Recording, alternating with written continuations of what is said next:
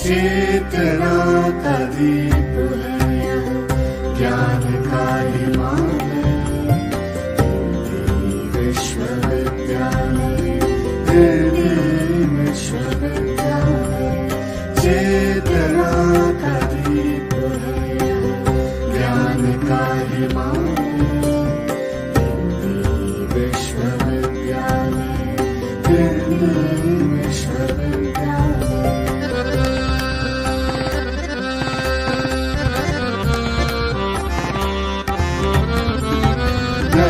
धर्म और देशों की सीमाएं टूट रही, एक पाँव रख कर देखो सौराहें फूट रही।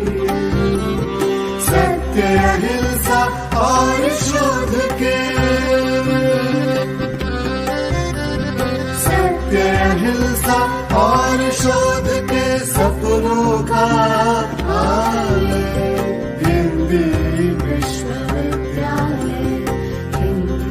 विश्वविद्यालय।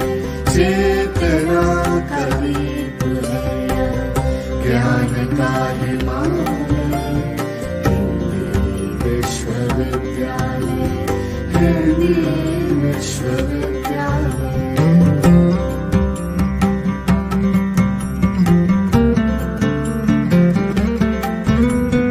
मतमैली चट्टानों का वर्धाता है जो पठार, बंजर पर हरियाली की जय का प्रतीक साकार। दुर्लभ पांडुलिपियों का, दुर्लभ पांडुलिपियों का यह अनुपम संग्रहार। विश्वविद्यालय, विश्वविद्यालय। चेतना का दीप है यह, ज्ञान का हिमालय, विश्वविद्यालय, विश्वविद्यालय।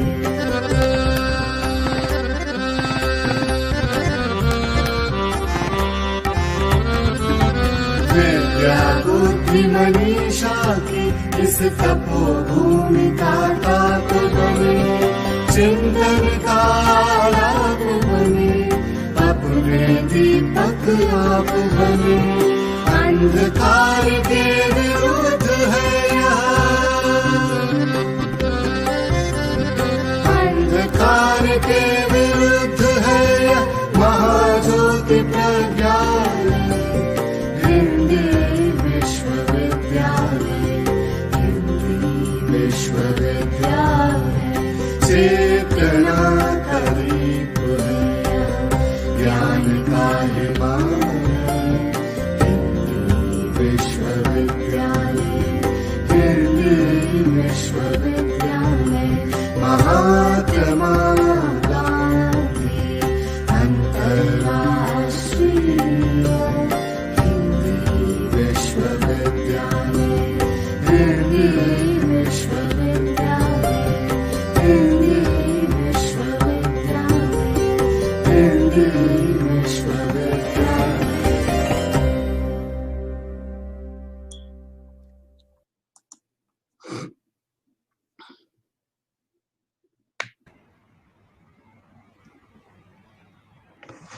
नमस्कार।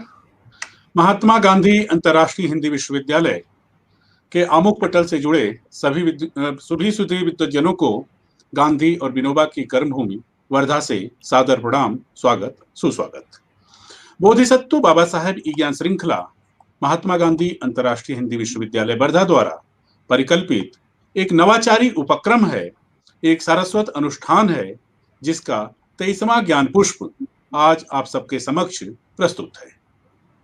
मित्रों, बोधिसत्व बाबा साहेब ई ज्ञान श्रृंखला की शुरुआत पिछले दिनों भारतीय ज्ञान परंपरा से हुई, जो ज्ञान अनुशासन के विभिन्न धरातलों का सिंचन करते हुए लगातार, निरंतर, अविरल प्रवाहमान है, जिसका पिछला यानी 22वां ज्ञान पुष्प लोक संस्कृति और रामराज की संकल्पना विषय पर केंद्रित रहा। इससे पूर्व अकादमिक और राष्ट्रीय महत्व के विषयों पर ख्याति लब्ध विद्वज्जनों के उद्बोधन से हम सभी लाभान्वित हो चुके हैं। इस साप्ताहिक संवाद श्रृंखला का उद्देश्य वर्तमान समय के अपने अपने क्षेत्र के श्रेष्ठ ज्ञान संपन्न, संस्कृति व संस्कार से परिपूर्ण अग्रणी बुद्धिजीवियों के उद्बोधन से हमारे अनुभव व समझ को विस्तार देना है। ज्ञान सृजन का केंद्र और विश्वविद्यालय होने के नाते हमारा अकादमिक और सामाजिक उत्तरदायित्व है कि ऐसे सरोकारों को हम संबोधित करें जिससे राष्ट्र का उत्थान हो, समाज संस्कारवान हो और युवा मानस ज्ञान व गौरव बोध से समृद्ध हो। इन्हीं लक्ष्यों को केंद्र में रखकर बोधिसत्व बाबा साहेब ई ज्ञान श्रृंखला का निरंतर अविरल संचालन प्रसारण किया जा रहा है। इस श्रृंखला के आज के प्रबोधन का विषय है भारतीय पत्रकारिता और सामाजिक सरोकार की परंपरा। आभासी पटल पर श्रृंखला की अध्यक्षता कर रहे हैं महात्मा गांधी अंतर्राष्ट्रीय हिंदी विश्वविद्यालय के माननीय कुलपति, ज्ञान निष्ठा, शिक्षा व संस्कृति निष्ठा के अग्रदूत आचार्य रजनीश कुमार शुक्ल जी। आपकी दूरदर्शिता, भारतीयता के प्रति समर्पण, बिखरे को सहेजने का संकल्प तथा वर्तमान को और प्रवाहमान करने की प्रतिबद्धता से आरंभ इस अकादमिक सांस्कृतिक ई ज्ञान श्रृंखला में आज के उद्बोधक हैं ख्याति लब्ध पत्रकार, वरिष्ठ मीडिया शिक्षाविद व माखनलाल चतुर्वेदी राष्ट्रीय पत्रकारिता एवं संचार विश्वविद्यालय के माननीय कुलपति श्रद्धेय श्री के.जी. सुरेश जी। ज्ञान प्रबोधन के इस पवित्र अनुष्ठान में आपका महात्मा गांधी अंतर्राष्ट्रीय हिंदी विश्वविद्यालय परिवार की तरफ से हार्दिक स्वागत है, अभिनंदन है। देश के प्रथम पत्रकारिता विश्वविद्यालय के कुलपति प्रोफेसर के.जी. सुरेश जी, अग्रणी मीडिया प्रशिक्षण केंद्र भारतीय जनसंचार संस्थान के महानिदेशक, दूरदर्शन समाचार में वरिष्ठ परामर्श संपादक, एशिया नेट न्यूज नेटवर्क में संपादकीय सलाहकार, पीटीआई में मुख्य राजनीतिक संवाददाता, डालमिया भारत इंटरप्राइजेज लिमिटेड में ग्रुप मीडिया सलाहकार, global foundation for civilization harmony में निदेशक के साथ ही विवेकानंद इंटरनेशनल फाउंडेशन में वरिष्ठ फेलो, संपादक और प्रवक्ता के महती दायित्वों का निर्वहन कर चुके हैं। आप देहरादून स्थित university of petroleum and energy studies के स्कूल ऑफ मास मीडिया में डीन तथा मध्य प्रदेश की जागरण लेक सिटी यूनिवर्सिटी स्थित Jagran school of journalism and mass communication में अमेरिटस प्रोफेसर के रूप में भी अपनी सेवाएं प्रदान कर चुके हैं। भारतीय पत्रकारिता और मीडिया शिक्षा के क्षेत्र में उल्लेखनीय योगदान के लिए आदरणीय के.जी. सुरेश जी को अनेक पुरस्कारों से अलंकृत किया जा चुका है। आपको राष्ट्रमंडल युवा कार्यक्रम एशिया द्वारा शांति के लिए राष्ट्रमंडल युवा राजदूत नामित किया गया। जनसंपर्क में उत्कृष्ट योगदान करने के लिए सर्वोच्च पुरस्कार PRSI लीडरशिप अवार्ड से आपको सम्मानित किया गया है।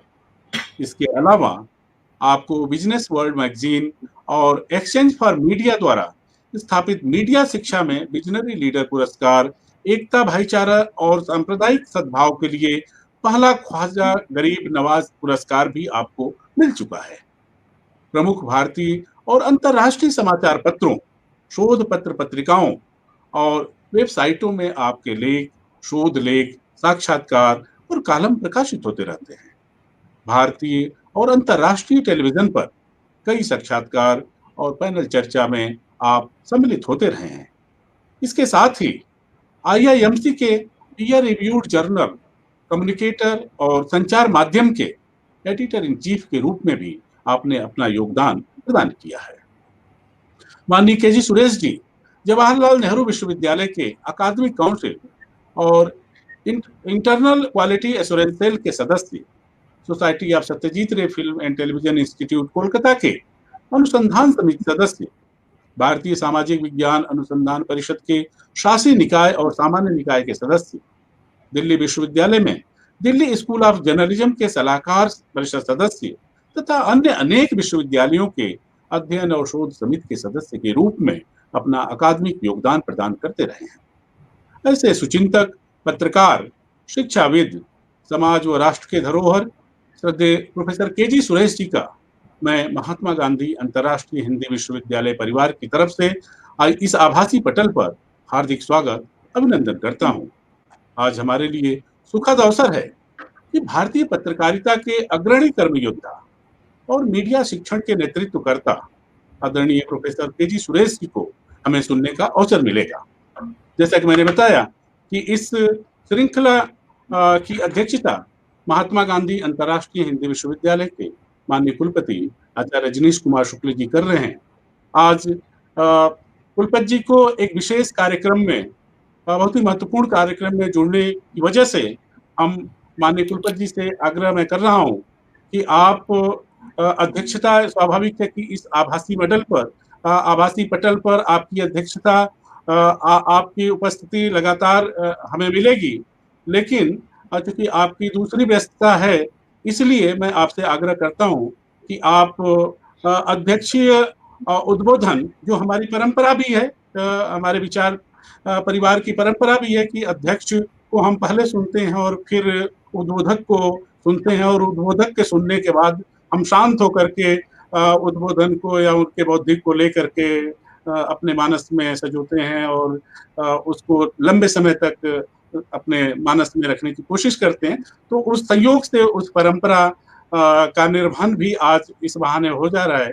मैं विश्वविद्यालय के माननीय कुलपति आचार्य रजनीश कुमार शुक्ल जी से आग्रह करता हूं कि वो विषय पर, स्वाभाविक है कि श्रृंखला में केजी सुरेश जी का स्वागत भी कर देंगे और साथ ही विषय पर एक तरह से विषय प्रवेश करते हुए इस श्रृंखला को आगे बढ़ने के लिए आज हमें प्रेरणा दें।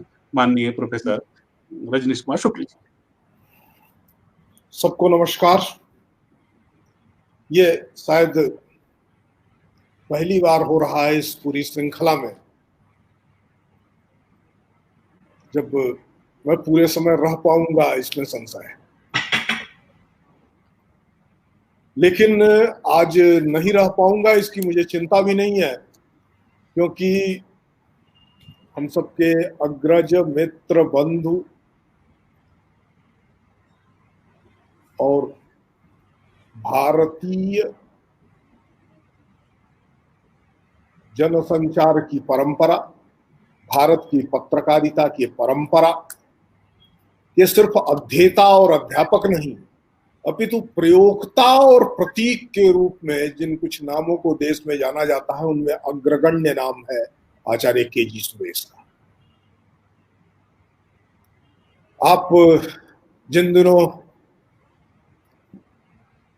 भारतीय जनसंचार संस्थान के महानिदेशक थे, दिल्ली में आपके साथ कुछ दिन मैंने भी काम करने का अनुभव किया है,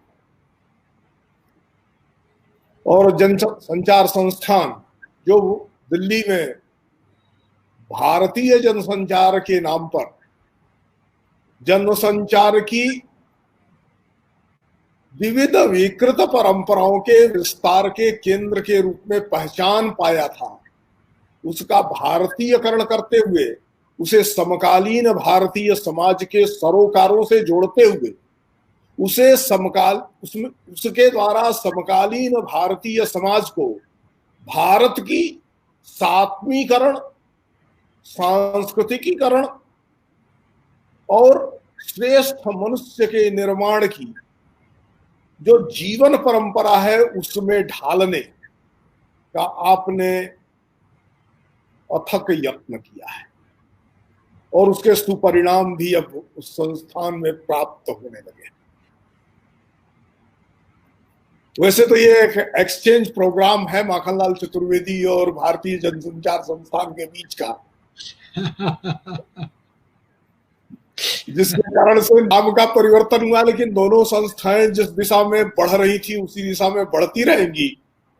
और इन दोनों संस्थाओं के साथ महात्मा गांधी अंतर्राष्ट्रीय हिंदी विश्वविद्यालय का जो एक गहरा रिश्ता है, यह रिश्ता भारत में जनसंचार के भारतीय प्रारूप को भारतीय संदर्भों में भारतीय जन की आकांक्षा और अपेक्षा के अनुरूप सैद्धांतिक और व्यवहारिक दोनों ही स्तरों पर प्रतिस्थापित करने में अपना सहयोग देता रहेगा। आज के इस व्याख्यान का जो निहितार्थ है, हार्द है, या जो संकेत जाना चाहिए, जो संदेश जाना चाहिए, वह यह है कि ये दोनों ही माखनलाल चतुर्वेदी पत्रकारिता विश्वविद्यालय और भारतीय जनसंचार संस्थान ने भारत में जनसंचार माध्यमों के नीति, नियत, निष्ठा और दृष्टिकोण में जो भारतीयता का यत्न प्रारंभ किया है, भारत में जनसंचार की विविध विधाओं को भारतीयकृत करते हुए भारत के लोगों के अनुरूप बनाने का जो यत्न प्रारंभ किया है, और मैं आचार्य के जी सुरेश के शब्दों में कहूंगा जो यज्ञ प्रारंभ किया है, उस यज्ञ में महात्मा गांधी अंतर्राष्ट्रीय हिंदी विश्वविद्यालय भी सत्रयाग मानते हुए अपनी भी समिधा और आहुति समर्पित करेगा, इसका विश्वास माननीय कुलपति जी को दिला रहा हूं।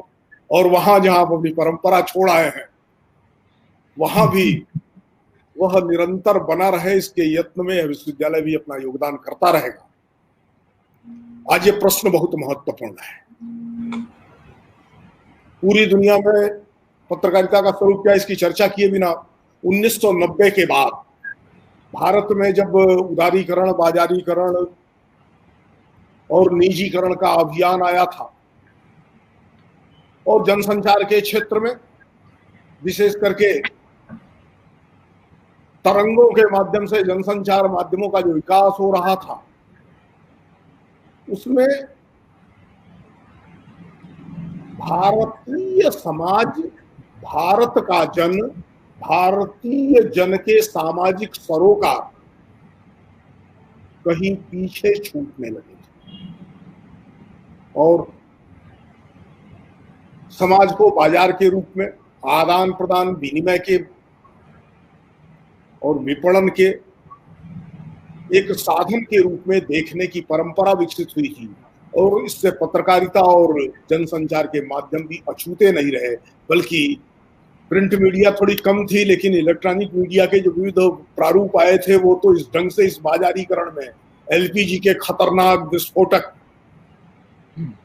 स्वरूप के साथ इस ढंग से निनाद कर रहे थे, विस्फोटक निनाद कर रहे थे कि चिंता होने लगी थी कि जिसको समाज निर्माण की जिम्मेदारी है, जिस आयाम को, जिस विधा को, जिस तकनीक को, जिस विद्या स्थान को, वह क्या समाज में अपसंस्कृति का कारक होगा?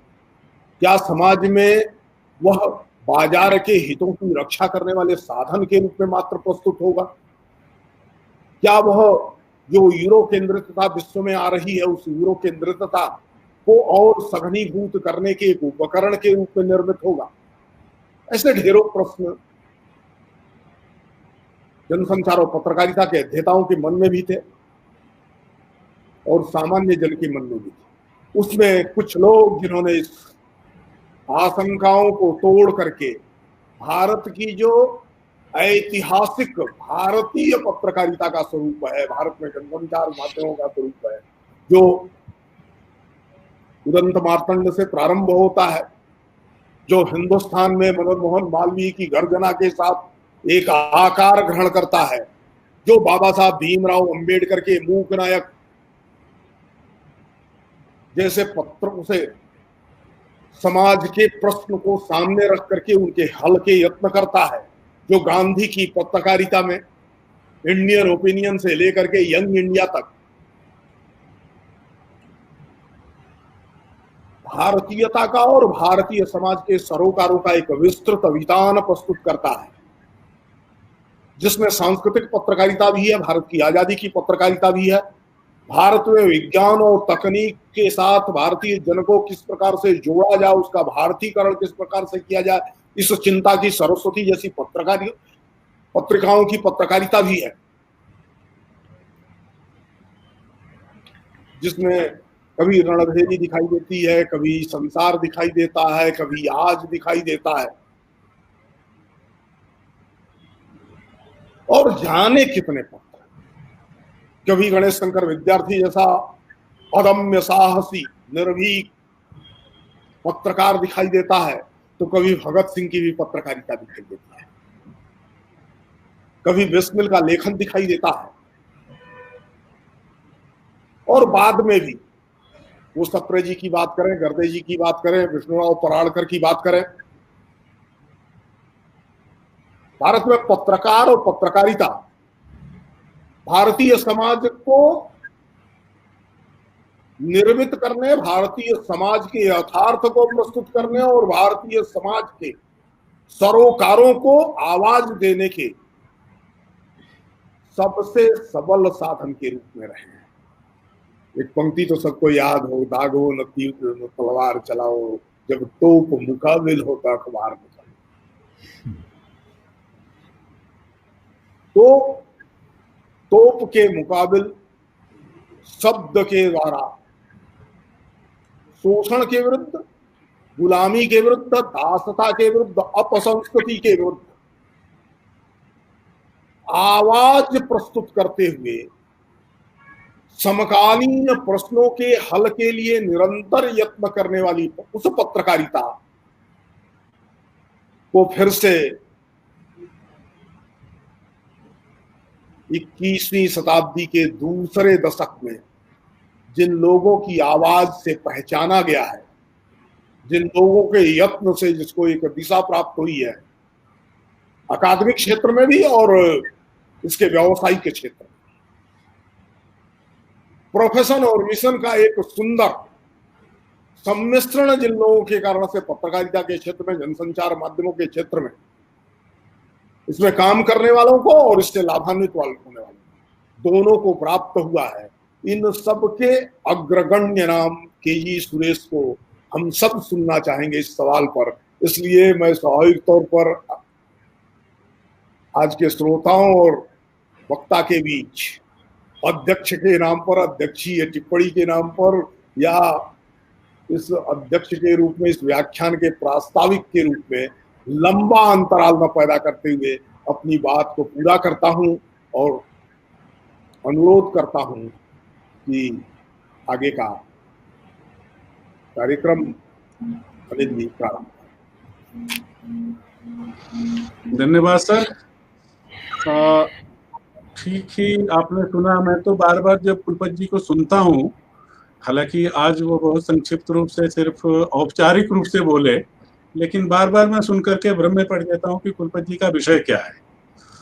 तो हर विषय पर समान अधिकार और एक तरह से विषय प्रवेश की अपेक्षा हम लोग कर रहे थे, और आपने चंद मिनटों में ही पूरे विषय की परिक्रमा कर ली। तो एक तरह से विषय के सारे आयामों को आपने कुछ समय में ही छू लिया, और मुझे लगता है कि माननीय केजी सुरेश जी तो इस विषय के ख्यातिलब्ध विद्वान हैं, तो स्वाभाविक है कि माननीय कुलपति जी की प्रस्ताविका ने एक तरह से आपको विषय को बहुत ही साक्षात रूप में आपके सामने प्रस्तुत कर दिया। मैं आज के उद्बोधक श्रद्धेय प्रोफेसर केजी सुरेश जी से अनुरोध कर रहा हूं कि वो अपना उद्बोधन प्रस्तुत करने की कृपा करें। Professor KG Suresh ji. श्रद्धेय कुलपति जी और भ्राता प्रोफेसर रजनीश कुमार शुक्ल जी, कुलपति महात्मा गांधी अंतर्राष्ट्रीय हिंदी विश्वविद्यालय, मेरे अभिन्न मित्र प्रोफेसर अनिल कुमार राय जी, संदीप कुमार वर्मा जी जो इस कार्यक्रम के संयोजक है, यहाँ उपस्थित विभागाध्यक्ष, संकाय सदस्य, मीडिया के छात्र, विश्वविद्यालय के छात्र, एक बहुत ही सुखद अनुभव है महात्मा गांधी अंतर्राष्ट्रीय विश्वविद्यालय, हिंदी विश्वविद्यालय के साथ जुड़ना। पहले भी 2 अवसर मुझे मिल चुके हैं। एक बार स्थापना दिवस के कार्यक्रम में मैं, और एक राष्ट्रीय संगोष्ठी का आयोजन हुआ था तब भी आया था। ऑफलाइन प्रत्यक्ष रूप से आपसे रूबरू सभी से होने का अवसर प्राप्त हुआ था, लेकिन इस कोरोना संकट के चलते, इस संक्रमण काल के चलते आज ऑनलाइन के माध्यम से आपसे जुड़ा हूं, और मेरा तो मन कर रहा था कि आचार्य रजनीश शुक्ल जी को सुनता ही जाऊं, क्योंकि उनको सुनना अपने आप में एक आनंद की अनुभूति है। हर विषय पर उनका, जिस तरीके से डॉक्टर राय ने बताया, हर विषय पर उनका पकड़ है और उसकी गहन चिंतन करते हैं हर विषय का। और मुझे तो लग रहा था, और सचमुच मेरा काम बहुत आसान कर दिया है उन्होंने। आज विषय पर अपना अध्यक्षीय उद्बोधन से उन्होंने जो भी बिंदु दिए, मैं प्रयास करूंगा कि मैं उन कुछ बिंदुओं पर आपसे चर्चा करूं। मैं बधाई देना चाहता हूं डॉक्टर अनिल राय अंकित जी को और उनके टीम को कि उन्होंने बहुत ही एक प्रासंगिक विषय पर आज ये कार्यक्रम का आयोजन किया है। भारतीय पत्रकारिता और सामाजिक सरोकार की परंपरा। क्योंकि आज जो मीडिया का हम जो स्वरूप देख रहे हैं, इससे कई लोगों के मन में ये आशंका होती है कि क्या ये मीडिया का कोई जन सरोकार है या नहीं। एक पुरानी फिल्म, मुझे नाम तो याद नहीं, लेकिन गीत बहुत याद है। उसमें किसी ने गाया था कि वो इतिहास का एक छात्र जिसको अध्ययन में ज्यादा रुचि नहीं थी, उसने गाना गाया था कि सिकंदर ने पोरस से की थी लड़ाई, तो मैं क्या करूं। मैं एक चैनल सुबह देख रहा था और पिछले कई दिनों से देख रहा था, जिसमें न जाने कितने घंटों वो इस बात को लेकर चला रहे हैं कि दो केंद्रीय एशिया में स्थित दो मुल्कों के बीच में जंग लड़ा जा रहा है। लगभग 68,000 70,000 जाने गई है, तो वाकई दिखाना तो चाहिए, लेकिन जिस तरीके का कवरेज वहां हो रहा है उस चैनल में विशेषकर, तो मन में यह आता है कि क्या उत्तर प्रदेश के बस्ती जिले में रहने वाला व्यक्ति, केरल के कोझिकोडे में रहने वाला व्यक्ति,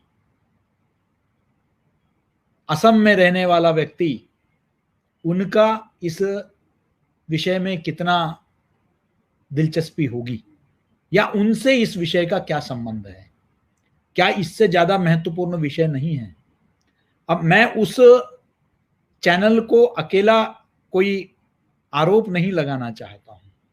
अन्य चैनलों में भी पिछले कुछ दिनों से हम देख रहे थे कि किसी एक अच्छे कलाकार की दुर्भाग्यपूर्ण मौत को लेकर जो लगभग 2-3 महीने जिस तरीके से जो चर्चाएं हुई, जिस तरीके से रिपोर्टिंग हुई, उसको लेकर आम जन के मन में, दर्शक के मन में, पाठक के मन में एक प्रश्न उठने लगा कि क्या 130 करोड़ के आबादी वाले मुल्क में क्या ये विषय इतना महत्वपूर्ण है। क्या महत्वपूर्ण है। हम लोगों ने मीडिया में, मैं खुद 3 दशक से ऊपर से जिस तरीके से यहां परिचय में बताया गया, मैं मीडिया में हूं और एक मीडिया का हार्डकोर फील्ड रिपोर्टर रहा हूं, देश विदेश से रिपोर्टिंग की है।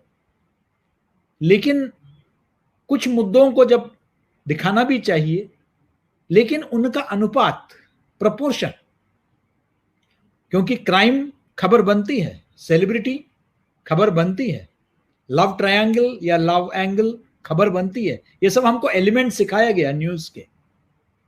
लेकिन क्या उसको इतना सनसनीखेज बनाया जाए कि जो महत्वपूर्ण मुद्दे देश और समाज और विश्व जिस संक्रमण काल से गुजर रहा है, और क्या एक मीडिया का दायित्व क्या है, क्या समाज के प्रति एक दायित्व नहीं है क्या।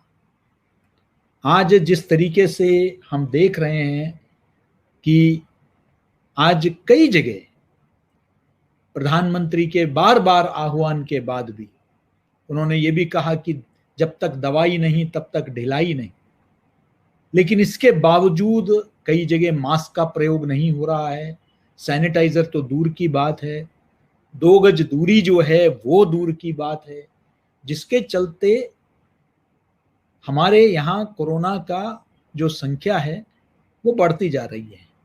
प्रबंधन स्वास्थ्य का ठीक ठाक है, इसलिए काफी लोग इलाज से, मौत से बच रहे हैं, लेकिन संख्या बढ़ रही है क्योंकि उसको लेकर कोई बड़ा जागरूकता अभियान सिवाय दूरदर्शन, आकाशवाणी या संसदीय चैनलों को छोड़कर कहीं और ये जागरूकता अभियान नहीं दिखाई दे रहा है, जिसके चलते आप सड़क चलते देखते हैं तो कई जगह जो है लोग बहुत उदासीन से हो गए हैं। जीवन सामान्य करना है।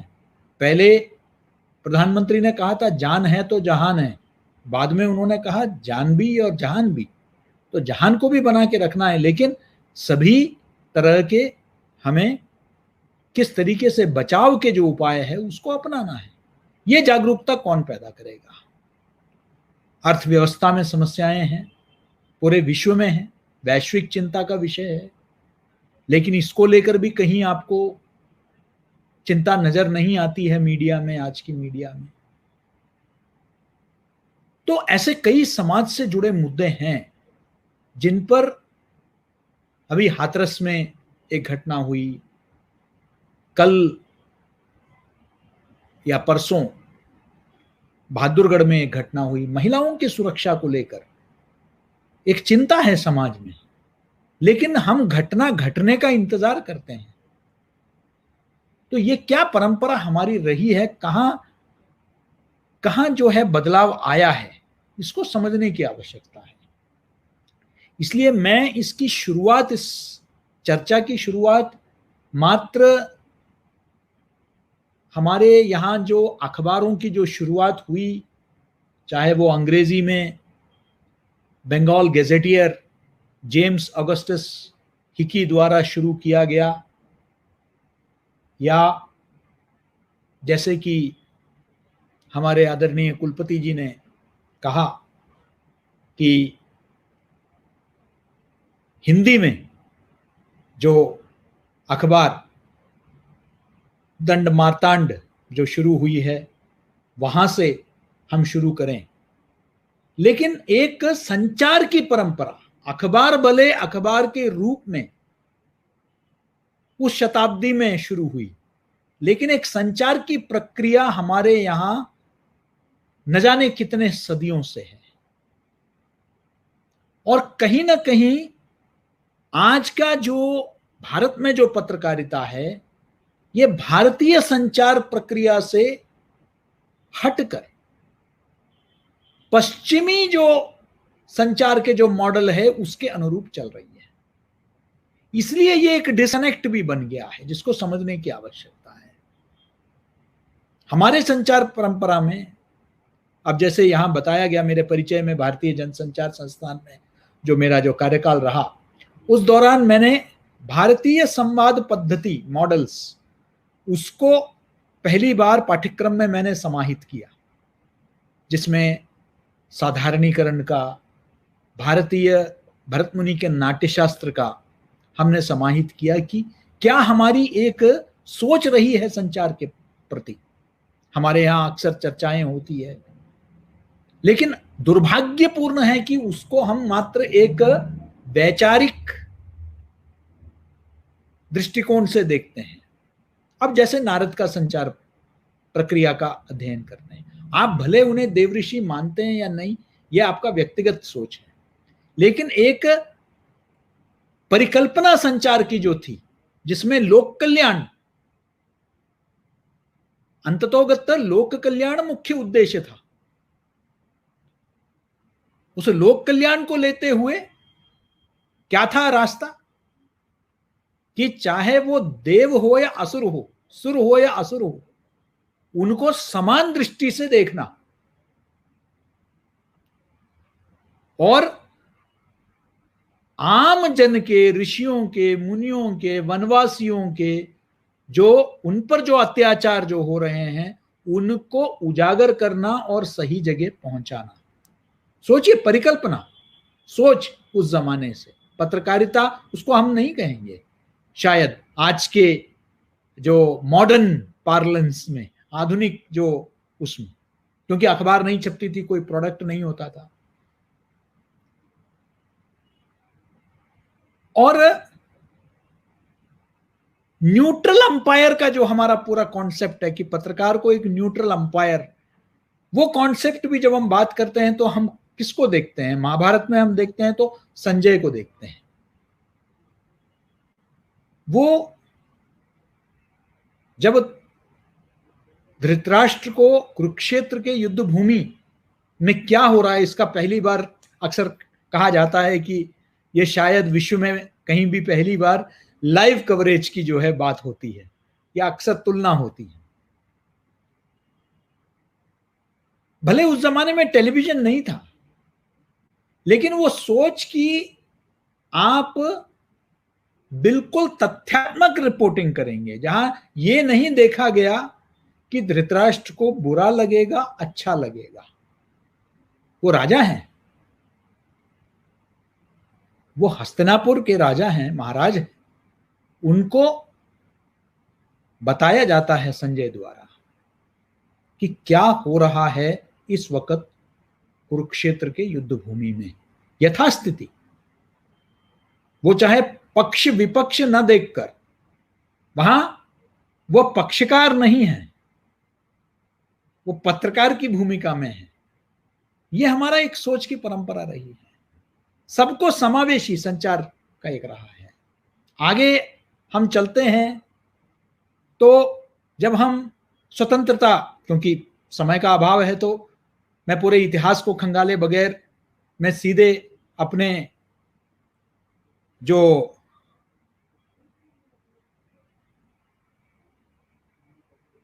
स्वतंत्रता संग्राम है उसकी तरफ ध्यान आकर्षित करना चाहूंगा आपका।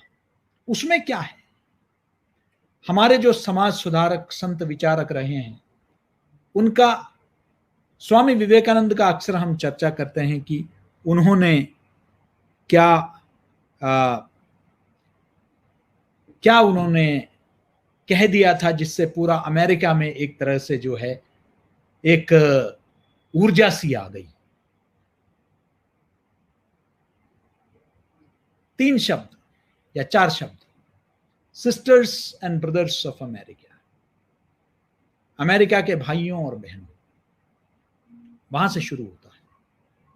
और जब वो sisters and brothers of America कहते हैं तो पूरा अमेरिका जो जहां पिता को अपने नाम से पुकारा जाता है, मां को अपने नाम से पुकारा जाता है, उस पश्चिमी एक परिवेश में कोई अनजान व्यक्ति एक अनजान सभ्यता से आ रहे हैं, वो वहां उपस्थित सभी लोगों को बगैर भेदभाव के भाइयों और बहनों, ये पहली बार पश्चिमी कानों में इस तरह के शब्द गूंजे हैं।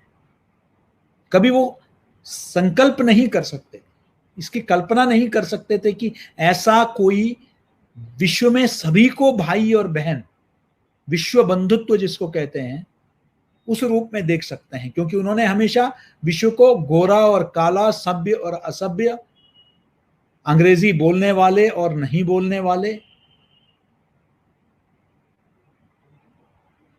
तो इसी रूप में देखा है। वहां कोई एक वैश्विक स्तर पर यह बात करे तो ये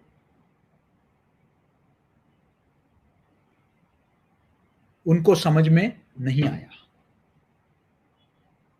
और वो अभिभूत हो उठे कि ये क्या आ गया है। ये सोच जो है, ये इसका कहां है, इसका मूल, वो अवधारणा, वो उस वैदिक परंपरा में है जहां वसुधैव कुटुंबकम की हम लोग बात करते रहे हैं कि मात्र मनुष्य नहीं, मात्र जानवर नहीं, पेड़ पौधे नहीं, समस्त वसुधा, यहां जो भी है सब एक परिवार है। पश्चिम अंतर्तान के युग में भी ग्लोबल विलेज से आगे नहीं बढ़ पाया है। वैश्विक ग्राम, यानी कि तब भी वो गांव है, घर अलग है, कुटुंब अलग है, उनका वो समावेशी कभी नहीं रहा, वो ग्लोबल विलेज है। हाँ, एक गांव के निवासी हैं हम, लेकिन हम सदियों से कहते आ रहे हैं कि हम एक कुटुंब के निवासी, ये केवल इसको संचार के साथ जोड़ना बहुत आवश्यक है, क्योंकि हमारी संचार परंपरा ऐसी रही है जहां प्रश्नोत्तरी हमारे लिए कोई नई बात नहीं है, जो क्रिटिकल थिंकिंग है। ये प्रश्नों का पूरा श्रृंखला जो है हमारे सभी ग्रंथों में आपको मिलेगा, चाहे यक्ष प्रश्न का हो, चाहे जो शास्त्रार्थ होते रहे हो, ये आपको सभी में मिलेगा। ये सदियों से चलता आ रहा है ये परंपरा प्रश्न करने का, और इसलिए वो कहा था कि द आर्ग्यूमेंटेटिव इंडियन, क्योंकि एक प्रश्न का एक परंपरा है प्रश्न पूछने का, और सही उत्तर पाने तक उस सत्य के तलाश में निकलना, तभी चाहे वो महावीर जैन हो, हमारे तीर्थंकर हो, हमारे भगवान बुद्ध हो, या हमारे गुरु महाराज जितने रहे हैं, वो सत्य की तलाश है, वो एक यात्रा है, और वो समावेशी रहा है। कभी किसी को इस बात को लेकर हमने नहीं प्रश्न उठाया कि आपके विचार अलग हैं तो इसलिए आप गलत हैं, ये कभी नहीं रहा है। मैं इन चीजों का जिक्र इसलिए कर रहा हूं क्योंकि ये सीधे सीधे हमारे पत्रकारिता से जुड़ा हुआ है। एक कंसेप्चुअल लेवल पर आप जरा सोचेंगे तो जन सरोकार कहां है आज के पत्रकारिता में? आप गांधी जी की पत्रकारिता देखिए, क्योंकि ये बाबा साहब के नाम पर है।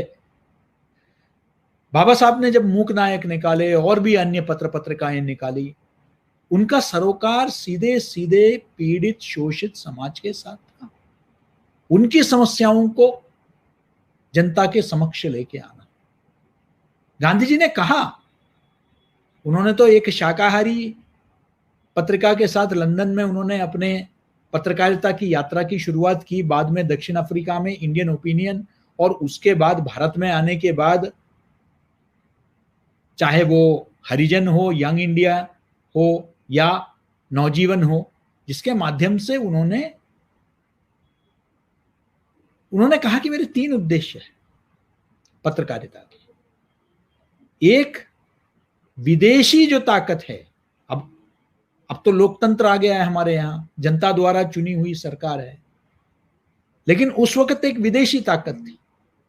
तो उस विदेशी ताकत के अत्याचारों के खिलाफ समाज में जागरूकता पैदा करना, समाज में जो कमियां हैं उसको जागरूक करना, समाज में जो त्रुटियां हैं, और नए विचारों का प्रवाह करना। तो गांधी जी का उद्देश्य आज की मीडिया की तरफ मात्र सूचित करना या मनोरंजन करना नहीं था। उनका सोच था कि सूचित करना, शिक्षित करना और प्रेरित करना। इसलिए हम कहते हैं कि 20वीं शताब्दी में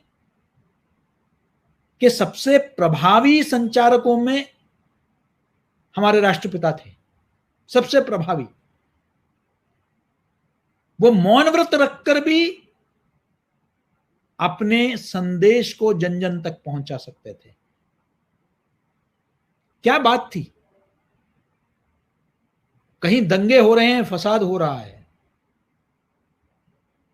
तो वो मौन व्रत धारण कर लेते थे, कुछ बोलते नहीं थे, और पूरा हिंसा वहीं रुक जाता था।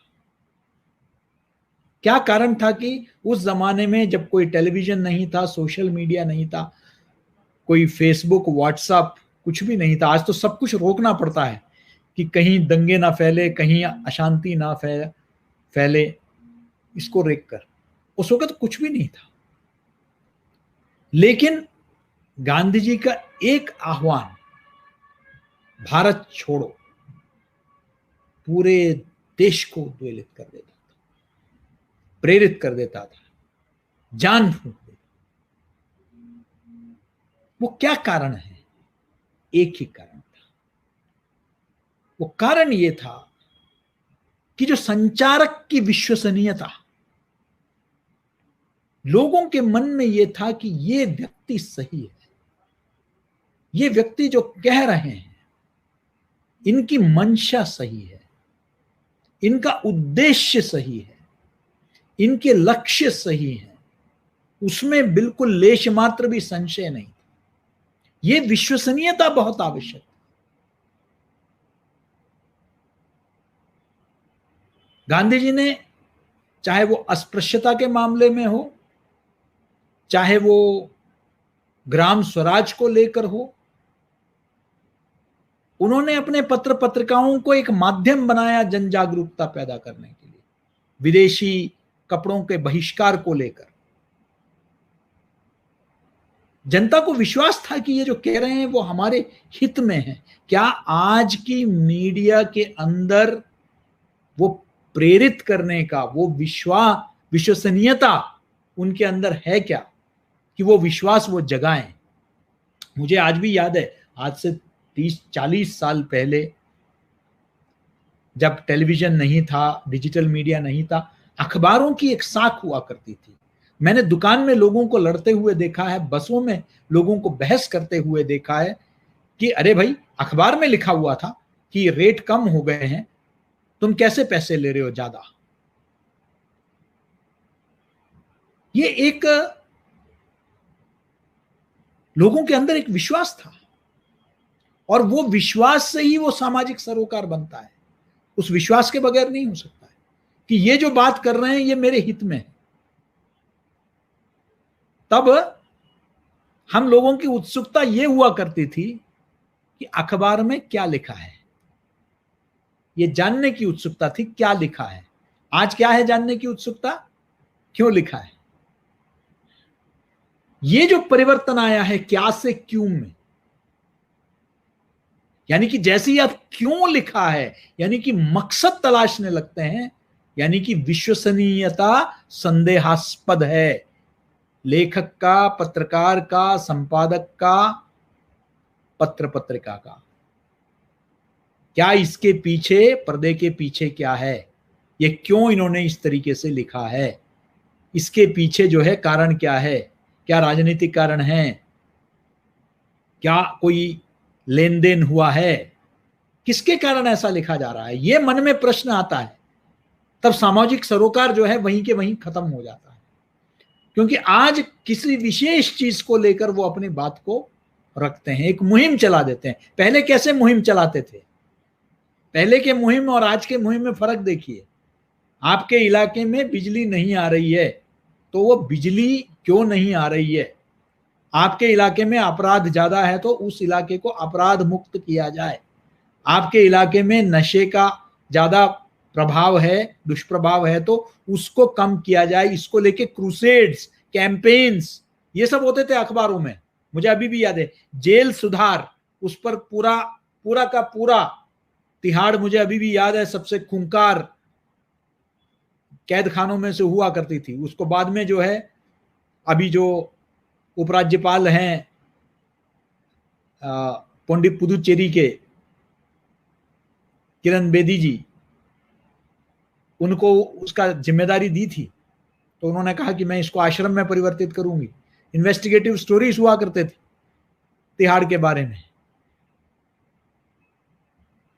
तो जेल सुधार का आंदोलन चलता था, पूरे अखबारों में मुहिम चलता था, बतौर रोज कहानियां, एक एक विषय को पकड़ लेते थे, इसमें कैसे बेहतरी किया जाए।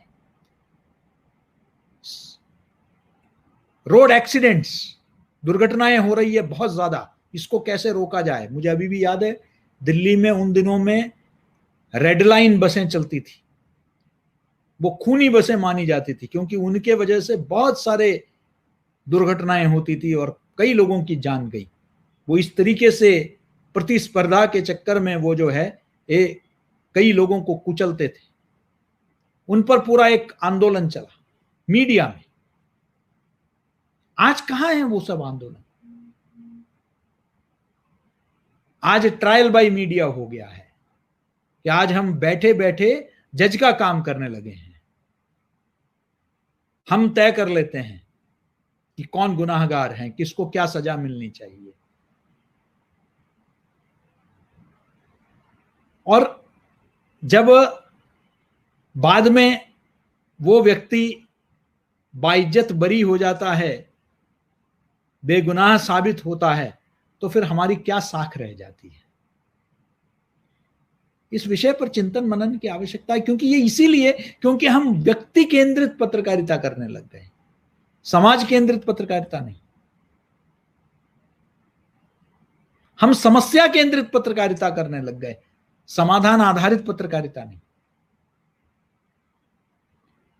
क्योंकि जनता आखिरकार समाधान चाहती है, समस्या तो उन्हें भी पता है। वो आपकी तरफ उम्मीद भरी निगाहों से देखते हैं कि ये हमारे लिए निदान, समाधान ढूंढ के लाएंगे। उस समाधान की ओर मेरा क्या प्रयास है? अगर एक इलाके में पानी पीने का पेयजल नहीं मिल रहा है, तो आपसे उम्मीद की जाती है कि आप एक कैंपेन के माध्यम से, एक क्रूसेड के माध्यम से ये सुनिश्चित करें कि जो वहां के अधिकारी हैं उनको चेता जाए, वो उनको जगाया जाए और इस आवश्यकता की ओर उनको मजबूर करा जाए। उसके बजाय हम राजनीतिक आरोप प्रत्यारोप देखेंगे।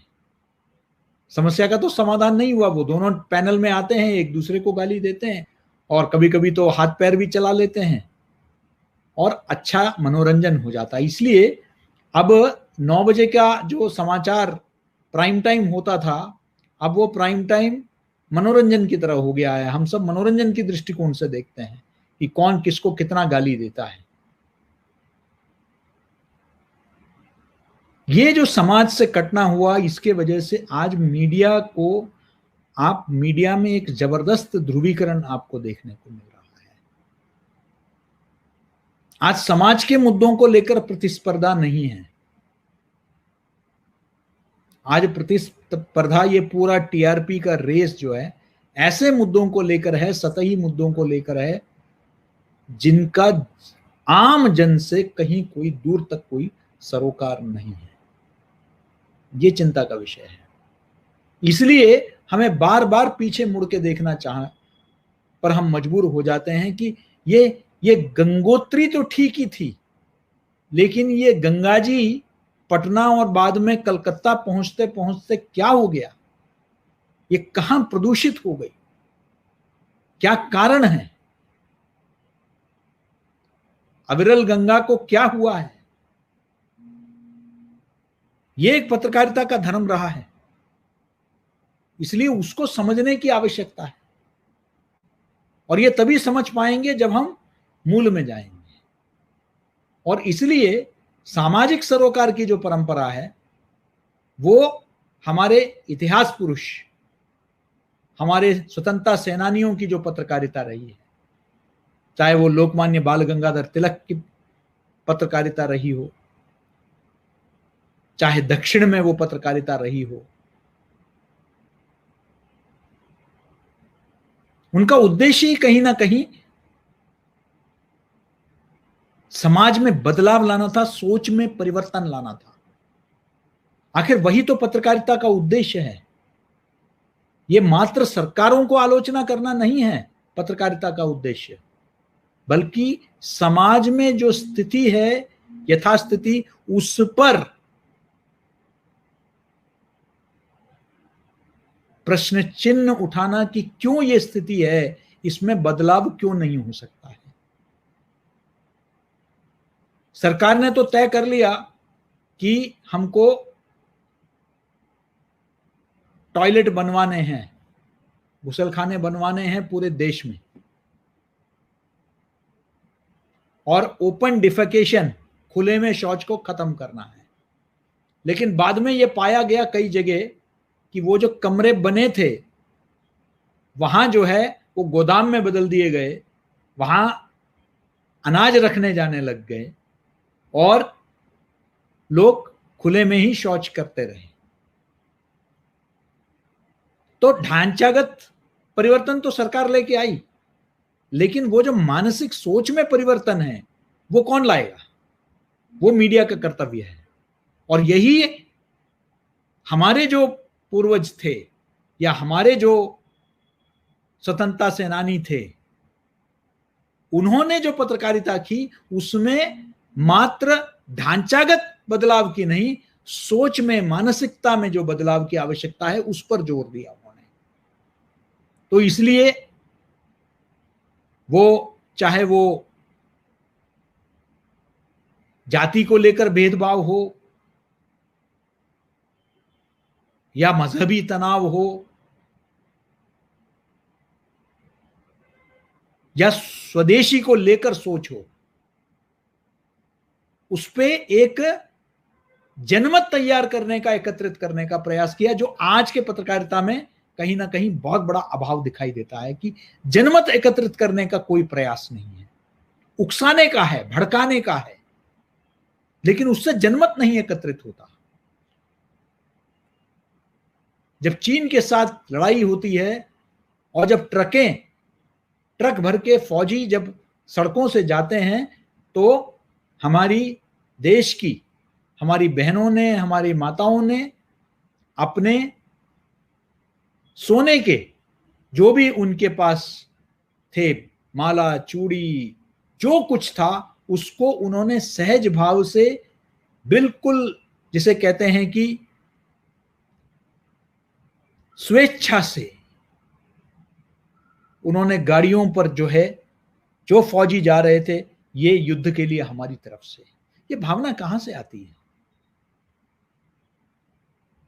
इसके बारे में एक जागरूकता पैदा करनी पड़ता है। आचार्य विनोबा भावे ने भूदान का एक आंदोलन शुरू किया, बहुत कामयाब हुए, और आज के युग में इस शताब्दी के सबसे बड़े संचारक के रूप में हमारे माननीय प्रधानमंत्री, उन्होंने आह्वान दिया उज्ज्वला योजना के तहत कि सब अपने गैस के सिलेंडरों का जो है, जिनको आवश्यकता नहीं है सब्सिडी की, वो सरेंडर कर दे। और लाखों परिवारों ने स्वेच्छा से जाके अपना जो सिलेंडर है, ये शायद भूदान के बाद ऐसा कोई दान नहीं हुआ है जहां लोगों ने स्वेच्छा से जो है जाके सरेंडर कर दिया और कह दिया कि ये तो फायदा था, सब्सिडी कौन नहीं चाहता कि पैसे में कुछ फायदा मिले, लेकिन स्वेच्छा से उनके आह्वान पर कर दिए।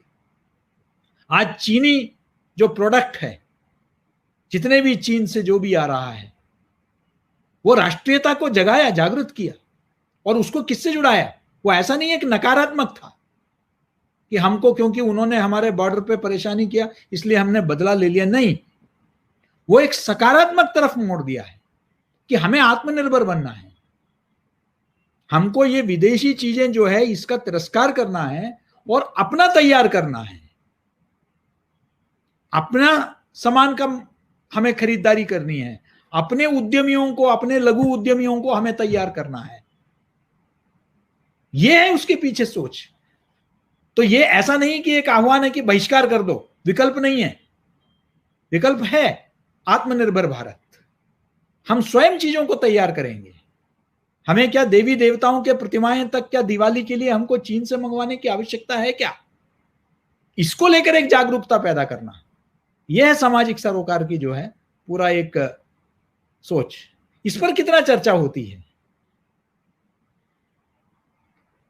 तो इस समाज के मानस पटल को तैयार करना बदलाव के लिए, कि अभी तक जो सोच रहा है 70 साल से, उस सोच में परिवर्तन लाना कि हमें अब बदलना है, चीजों को इस तरीके से नहीं देखा जाना चाहिए। तो इसलिए यह कहना कि आज हम जब कहते हैं कि बाहर हम अपने हथकरघा, अपने जो हैंडलूम, हैंडीक्राफ्ट, इसको जो है, इसको लेकर हम जागरूक हो, बनारस में जो साड़ी मिलती है उसको हम उपहार के रूप में लोगों को दें। हम लोगों में एक होड़ लगी हुई थी कि स्विट्जरलैंड जाना है, यूरोप जाना है घूमने के लिए। प्रधानमंत्री ने कहा कि आप सुनिश्चित कीजिए कि 2024 तक आप जो है 15 कम से कम भारत में 15 पर्यटन केंद्रों का आप खुद जो है जाएंगे। इससे क्या होता है? पर्यटन को बढ़ावा मिलता है, स्थानीय कलाओं को बढ़ावा मिलता है, स्थानीय लोगों की अर्थव्यवस्था सुधरती है। इसके पीछे एक सोच है, ये कोई नारा नहीं है, ये कोई जुमला नहीं है, इसके पीछे एक व्यापक सोच है, आर्थिक सोच है इसके पीछे। जब एक गुजरात में एक तो सम्मान रूप, मैं तो खुद वहां गया हूं, जब सरदार मूर्ति वहां स्थापित होती है नर्मदा में, तो वो मात्र एक मूर्ति नहीं है। आप जब वहां जाएंगे तब आपको पता चलेगा कि वो पूरा स्थानीय अर्थव्यवस्था बदल गई है। होटल तैयार हो गए हैं, युवाओं को रोजगार मिल गई है, इतने बड़े पैमाने पर लोग जा रहे हैं, राष्ट्रीय एकता जो है वो भावना बढ़ रही है। एक व्यापक सोच के अंदर ये सोच परिवर्तन करना ये बहुत आवश्यक है। ये है जन सरोकार की पत्रकारिता, जहां हम सोच में परिवर्तन लाए, जनता से जुड़े मुद्दों को उठाएं और लोकतंत्र में अंत में, क्योंकि समय का अभाव है, मैं 2 बातें और कहना चाहूंगा। देखिए, पश्चिमी जो कम्युनिकेशन मॉडल है उसमें हमने हमेशा मीडिया और सरकार के बीच में एक एडवर्सरियल रिलेशनशिप, यानी कि एक विरोधी का संबंध को हमने महत्व दिया है कि वो, क्योंकि ये कब का जमाना है, कॉलोनियल जमाने का थ्योरीज है, जहां ये देखा गया कि जो भी सत्ता में बैठा है उसका विरोध करना है। आज एक लोकतांत्रिक सरकार है, जनता द्वारा चुनी हुई सरकार है, तो मैं क्या ये कह रहा हूं कि हमेशा उनके पक्ष में कहना है? नहीं, ये कतई नहीं कह रहा हूं। लेकिन मुझे ये नहीं भूलना चाहिए कि ये ना कोई विदेशी सरकार है, न ये कोई तानाशाही सरकार है, ये जनता द्वारा चुनी हुई सरकार है जो हर 5 वर्ष में आपके पास वापस आएगी जनमत के लिए। तो ऐसे सरकार से जब आप बात करते हैं तो आपका काम एक जनता और सरकार के बीच में सेतु बनने का काम है। जनता की समस्याओं को, अपेक्षाओं को, आकांक्षाओं को सरकार तक पहुंचना, उनके शिकायतों को सरकार तक पहुंचाना और सरकार के योजनाओं का लाभ जन जन को मिले, इसके लिए हमको जो है जनता को जागरूक बनाना। यानी कि अब जरा सोचिए, जब जनधन योजना की बात की गई, पहली बार यह सोचा गया कि इस पूरे देश में जितने लोग रहते हैं उनको एक पासबुक, उनका बैंक में खाता होना चाहिए। तब कई लोग जो नकारात्मक सोचते हैं वो यही बोलते रहे कि अरे गरीब आदमी क्या बैंक खोल के क्या करेगा, उसके पास पैसे ही कहाँ हैं। अरे इसी गरीब आदमी का 10-10 रुपए जोड़कर, मैं नाम नहीं लेना चाहूंगा, सहारा से लेकर नारद और बंगाल में न जाने क्या क्या बहुत बड़े बड़े स्कैम हुए, यही 10-10 रुपए। ये सरकार ने कभी सोचा नहीं कि इनका खाता खोला जाए। उसके बदले ये निजी कंपनियों ने जो है वहां जाकर अपने एजेंटों के माध्यम से गांव-गांव में इन लोगों का 10-10, 20-20 रुपए में बड़े बड़े वायदे किए गए। इनको जो है उनको लोन के ऋण का वायदा किया गया और उनको कहा गया कि इसमें आपको जो है अच्छा खासा आपको इंटरेस्ट मिलेगा। यही 10-10 रुपए, यही कम पैसे, जिसको हम मजाक उड़ाते रहे कि अरे उनके पास पैसा ही कहाँ है जो बैंक में डालेंगे। आज उसके कारण हमने दूरदृष्टि रखकर आने वाले दिनों के लिए हमने इस तरह के स्कैम बंद कर दिए, पहली बात। दूसरी बात, आज यही आलोचना करने वाले जो कई प्रदेशों में सरकार भी चला रहे हैं, वो क्या कर रहे हैं, उन्हीं खातों में सीधे सीधे जो है सब्सिडी पहुंचा रहे हैं। दिल्ली में जैसे केजरीवाल की सरकार है, 5,000 रुपए ऑटो चालकों को उन्होंने इस कोरोना काल में पहुंचाया। कौन से बैंक खाते यूज करके? यही जनधन योजना वाले। जबकि जब ये योजना आई थी तो उसकी आलोचना, तो राजनीतिक आलोचना अपनी जगह है, लेकिन मीडिया को तो उसकी आवश्यकता के बारे में जागरूकता पैदा करना है कि भाई अगर नहीं खोल पा रहा है कोई व्यक्ति, तो आज देखिए जब इतने बड़े पैमाने पर लोगों को अपने शहर छोड़ के गांव में जाना पड़ा तो काम क्या आया? वही जो सीधे सीधे सब्सिडी अपने खाते में जा रहा है उसके माध्यम से उसको पहुंच पाया, उस तक पहुंच पाया। कई जगह फायदा, चाहे वो कई 500 रुपए है, कोई 1000 रुपए है, वो उस तक पहुंच पाया, वो उसी खाते की वजह से। लेकिन बात क्या हम करते गए, क्या चर्चा होती रही कि भाई वो 15 लाख कहा था। तो वो सतही जो आप कौन सा एक चुनावी वायदे को लेकर हो सकता है वो भी आ जाए, लेकिन करो ये नकारात्मक सोच क्यों? ये टॉयलेट फॉर ऑल, इसको लेकर हमें ये समझने की आवश्यकता है। जो लोग ग्रामीण क्षेत्र में काम करते हैं उनको पता है, जब स्वच्छ भारत का कई लोग तो मजाक उड़ा देते थे, अरे देखो स्वच्छ भारत। लेकिन हमारे ग्रामीण क्षेत्रों में हमारी बच्चियां एक उम्र के बाद पढ़ाई छोड़ देती हैं क्योंकि स्वच्छ साफ टॉयलेट उनके स्कूल में नहीं है और उनको आवश्यकता है उसकी। इसलिए वो कहते हैं कि चलो स्कूल में पढ़ाई रोक देते हैं, क्योंकि सफाई है नहीं, टॉयलेट जा नहीं पाते हैं।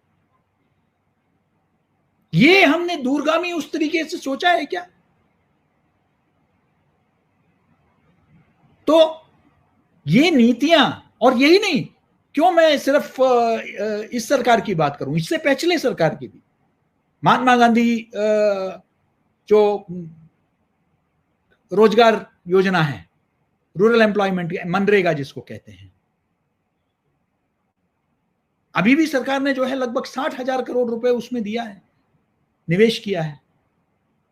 अब उसमें कमियां रही है तो उस कमी को उजागर करो, जागरूकता पैदा करो कि उसका दुरुपयोग ना हो। कुएं खोदे गए फिर भर दिए गए, इस तरह की कहानियों को उजागर करिए, लेकिन फायदा तो पहुंचे। ये योजनाएं, चाहे मनरेगा हो, जनधन हो, ये राष्ट्र की योजनाएं हैं, इसमें राष्ट्र का पैसा लगा हुआ है। ये सिर्फ सरकारी योजनाएं नहीं है, इनको सफल बनाने का दायित्व भी हमारा है, तभी जनता को फायदा पहुंचेगी। और जनता को हम जागरूक करें कि वो आरटीआई के प्रावधान का फायदा उठाएं और पूछे, सवाल पूछे कि क्यों नहीं ये पैसा, इधर जो भी पैसा आया है उसको जो है क्यों नहीं लगाया जा रहा। ये जन सरोकार की पत्रकारिता है,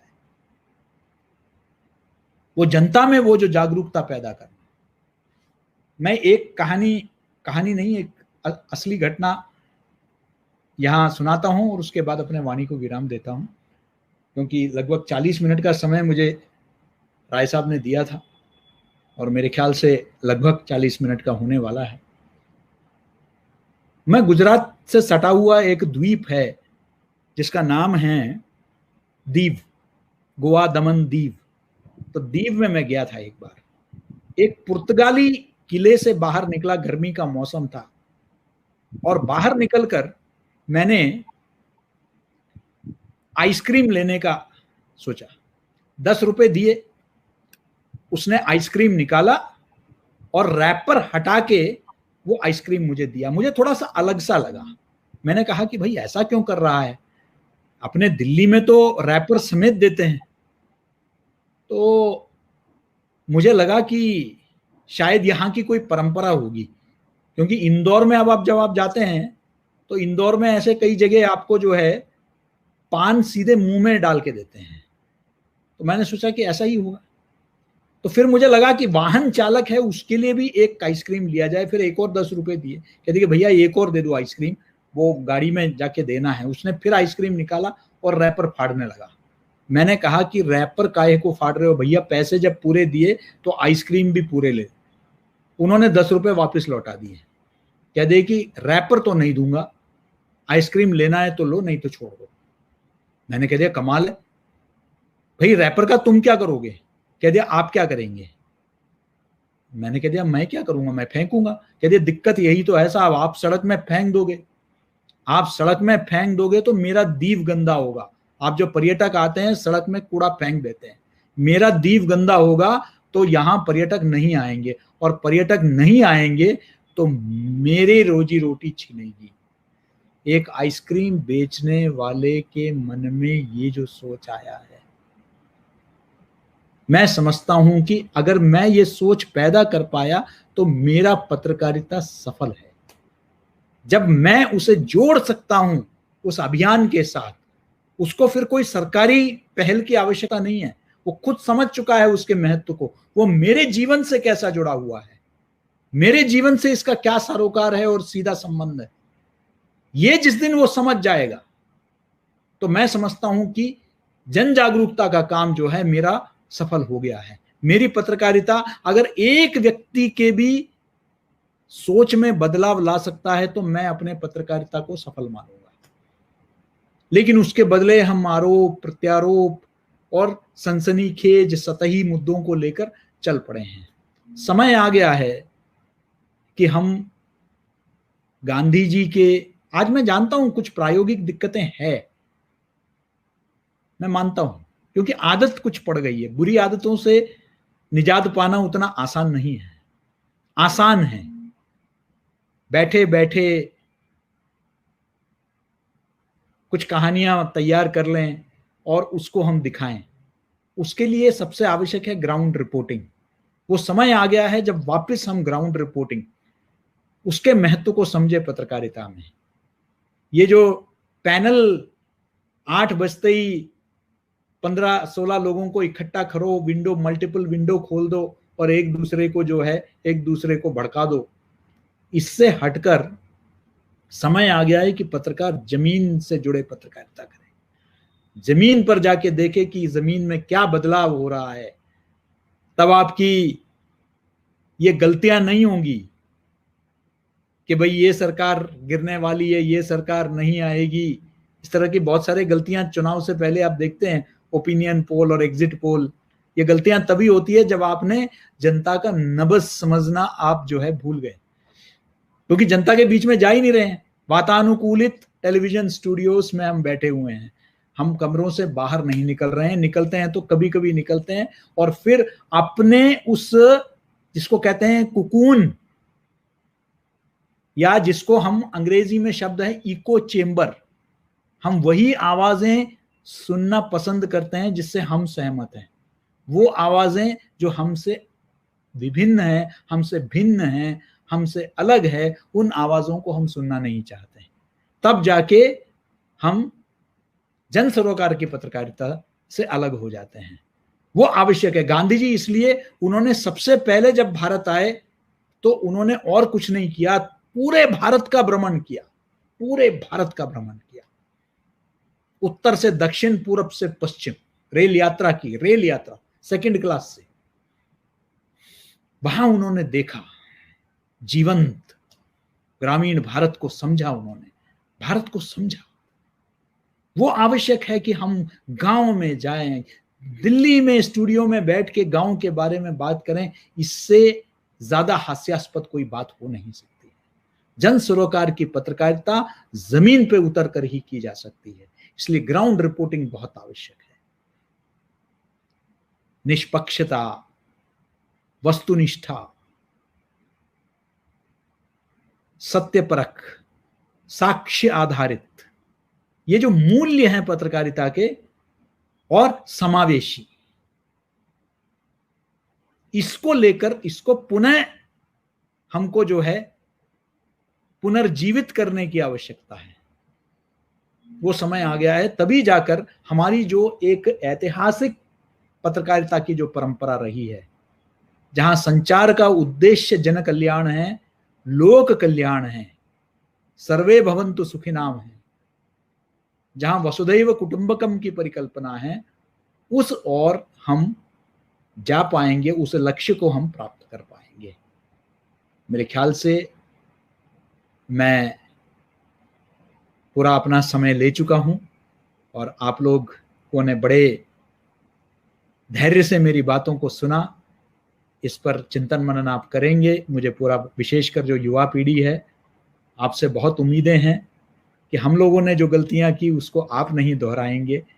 आप एक नए आत्मनिर्भर भारत जो है उसको, जो भारत को जो विश्व गुरु बनने की दिशा में आप लोग सब कार्य करेंगे। इस शुभकामनाओं के साथ पुनः महात्मा गांधी अंतर्राष्ट्रीय हिंदी विश्वविद्यालय वर्धा माननीय कुलपति जी और प्रोफेसर अनिल राय अंकित और उनके टीम को बहुत बहुत धन्यवाद कि आपने मुझे ये अवसर प्रदान किया कि मैं आपके बीच में आके आपके छात्र शक्ति को, संकाय सदस्यों को संबोधित करूं। धन्यवाद, नमस्कार।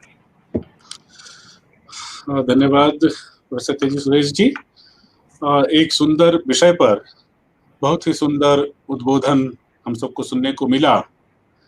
हम कौन थे, क्या हो गए और क्या होंगे अभी, पत्रकारिता विषय को लेकर के भारतीय पत्रकारिता और उसके सामाजिक सरोकार के संदर्भ में इस उक्ति को आपने चरितार्थ किया और उस चिंता को हमारे सामने जाहिर किया कि पत्रकारिता चौथा स्तंभ बना अपने कामों की वजह से, चौथा खंभा उसको मान लिया गया। किसी ने, संविधान ने उसको ये पदवी नहीं दी, बल्कि उसने अपने काम की वजह से जनमानस में धारणा बनाई कि पत्रकारिता इस लोकतंत्र का चौथा स्तंभ है। और आज जो चिंता प्रोफेसर के.जी. सुरेश जी कर रहे थे कि वो एक तरह से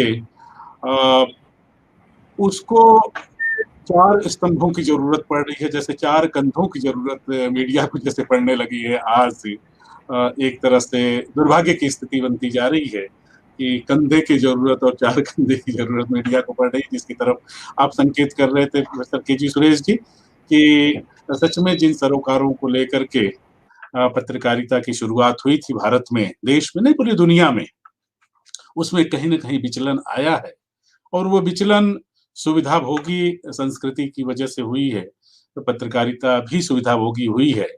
और आकांक्षाओं और कर्म दोनों के बीच में जो एक गैप बना है, उससे भी हमारी महत्वाकांक्षाएं बढ़ी हैं और काम करने की जो जिजीविषा थी वो कम हुई है।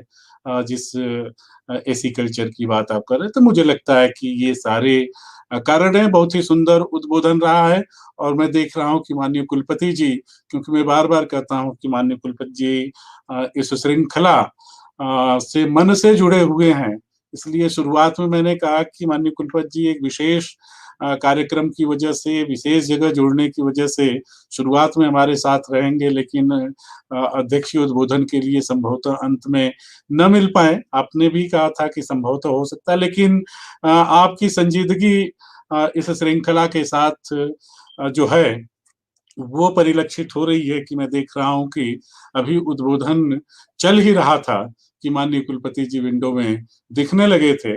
इसलिए मैं फिर से आग्रह माननीय कुलपति जी से करूंगा कि चाहे वो धन्यवाद का ही क्यों न सहारा लें, लेकिन पुनः उपस्थित हों दर्शकों और श्रोताओं के समक्ष मैं माननीय कुलपति जी से अनुरोध करूंगा।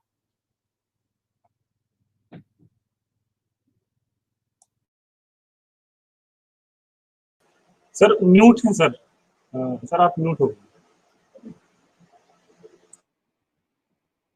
मुझे एक दूसरे स्थान पर कुछ बातें कहनी थी, वहां तकनीकी कारणों से व्यवधान आया और बीच में ही व्याख्यान रोकना पड़ा।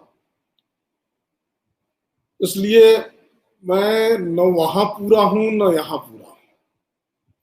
फिर भी अंतिम समय में जब समाहार कर रहे थे के.जी. सुरेश जी, तो मैंने 7-8 मिनट आपको सुना है। 7-8 मिनट में मैं मानता हूं कि यह जो वह कंक्लूडिंग लाइंस,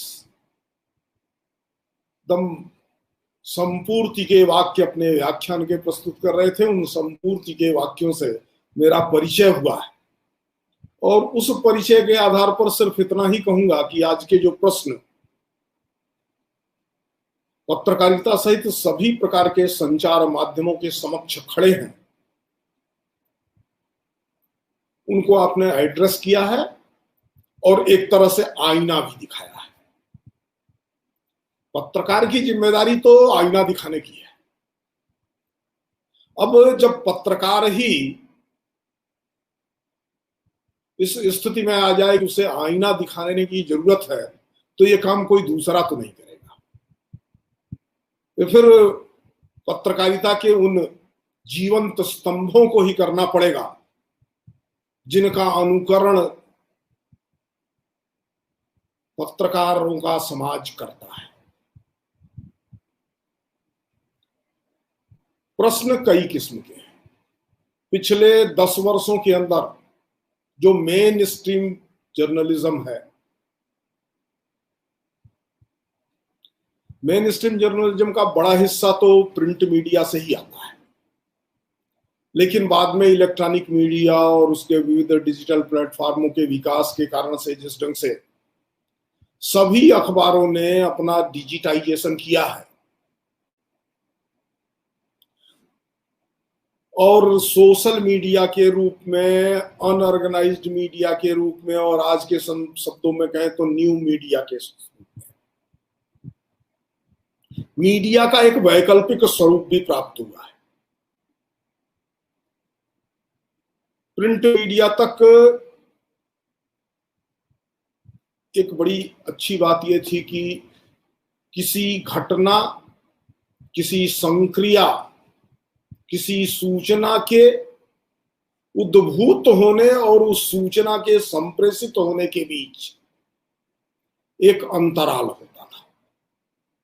उस अंतराल में पत्रकार को समीक्षा बुद्धि के साथ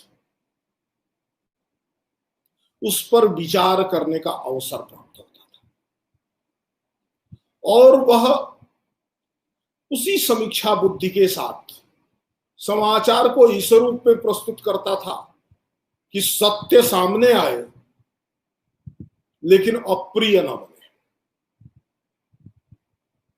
तथ्य संप्रेषित हो किंतु गॉसिप और र्यूमर न बने,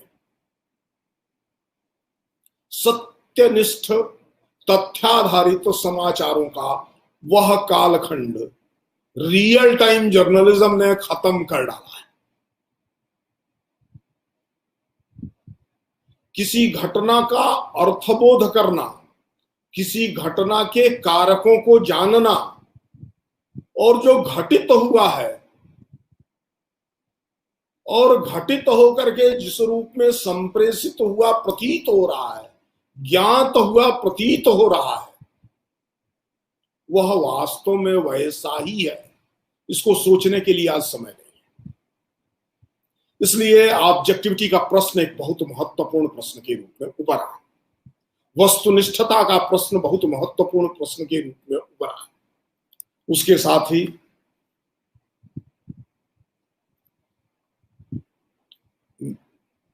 सबके हाथ में ऐसे उपकरण आ गए हैं कि वह सूचना के संसार में, समाचारों की सृजन में, संप्रेषण में अपने को पत्रकार सा अनुभव करने लगा है। सोशल मीडिया ने इसको बढ़ाया भी है, न्यू मीडिया ने इसको भांति भांति के रंग दिए हैं। लेकिन इसके साथ ही एक फेक न्यूज से लेकर के पेड न्यूज तक एक बड़ा संजाल विकसित हुआ है। असमाचार को, कृत्रिम समाचार को, यूं कहा जाए कल्पित नाटक को यथार्थ के रूप में प्रस्तुत करने की अवधारणाएं विकसित हुई।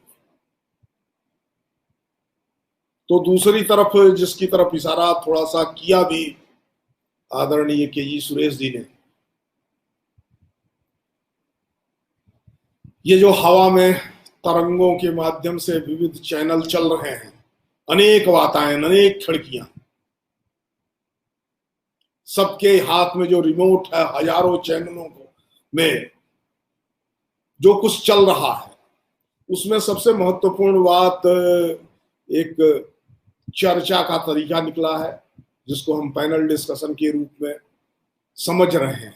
ये पैनल डिस्कशन जब मैं आजकल देखता हूं, के.जी. सुरेश जी अन्यथा मत लीजिएगा, तो मुझे अपने युवावस्था के वो दिन याद आते हैं जब कभी कभी कचहरी जाना पड़ता था। आंदोलन में काम करने वाला एक कार्यकर्ता होने के नाते चाहे अनचाहे कचहरी जाना पड़ता था।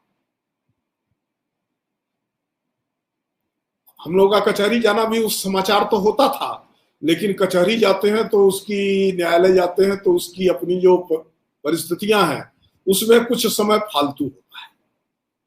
तो उस न्यायालय में घूमते हुए मैं तमाम मदारी देखता था।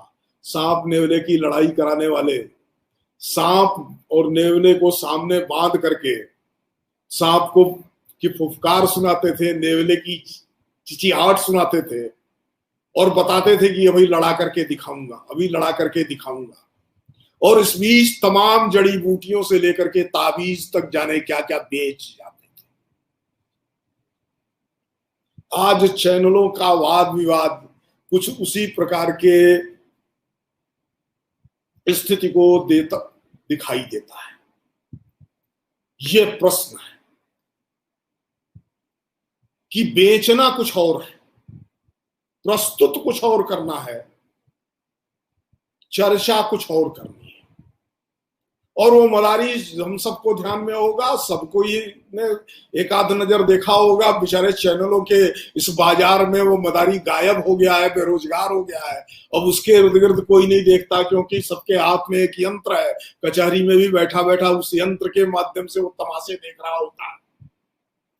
तो मुझे लगता है कि उस न्यायालयों के मदारी के तमाशे, ताबीज बेचने वाले और तमाम तरह की औषधियां बेचने वालों के तमाशे अब संचार माध्यमों में जगह बना चुके हैं। ये यथार्थ है। इस यथार्थ की तरफ आपने एक पत्रकार की मर्यादा का पालन करते हुए संकेतित किया। मैं पाठक हूं, इसलिए उतनी मर्यादा का पालन कैसे कर पाऊंगा। जो मेरा मनमानस जिस प्रकार का इस समय के संचार माध्यमों ने बनाया है, मैं उसी प्रकार का अव्यक्त करना चाहूंगा कि कुछ चीजें जबरदस्त हुई हैं। आज जो पहली बात थी कि पत्रकारिता में आए हुए प्रत्येक व्यक्ति को दो चीजों का ध्यान रखना है। एक तो उसकी तटस्थता, निष्पक्षता और न्यायप्रियता। न्याय का स्थान आर्गुमेंटेशन ने ले लिया है। हम एक सोफिस्ट्री के कालखंड में जा रहे हैं। हमने तय किया है कि आज ये सिद्ध करना है कि मनुष्य का पिता कुत्ता है, तो उसके हम युक्तियां तलाश लेते हैं। होमो मेंसुरा, man is the measure of all things, जिसके आधार पर विकसित हुई ग्रीक की सभ्यता काल कलवित हो गई। ग्रीक मूल्य अंत में मांसलता, ऐन्द्रिकता और आपस की हिंसा के शिकार होकर के खत्म हो गए। दुनिया में लोकतंत्र के समक्ष भी इस प्रकार का संकट आता हुआ दिखाई दे रहा है। यह संकट भारत में थोड़ा भी कम है, इसलिए कि भारत का जन वस्तुतः आज भी मूल्यों पर जीता है और उसके मूल्यबोध में कोई परिवर्तन नहीं आया है। इसको एक उदाहरण के साथ कहूंगा। मैं जिस हिंदी पट्टी में पैदा हुआ हूं, पढ़ा हूं, लिखा हूं, जिस नगर में मैंने सेवा दी है, वहां से एक अखबार निकलता था आज।